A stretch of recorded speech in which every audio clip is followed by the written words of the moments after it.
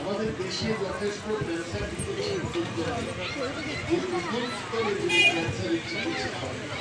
এখন চিকিৎসা বিজ্ঞান এত উন্নত হয়েছে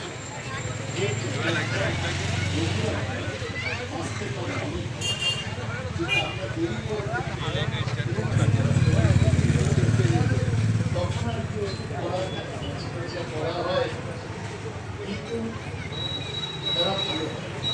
আজকে একজন মহিলা এসছে, তার ব্রেস্ট ক্যান্সার, এখানে ব্রেস্ট ক্যান্সার ছড়িয়ে আছে, তার ব্রেস্ট ক্যান্সার, কিন্তু ডাক্তাররা বলছে যে তার এখন অপারেশন করার সময় পারবে, এখন কেমোথেরাপি ছাড়া কিছু করার। এই ব্যাপারগুলো আমাদের বুঝতে হবে। অগ্রদূত ক্লাব খুব সচেতন।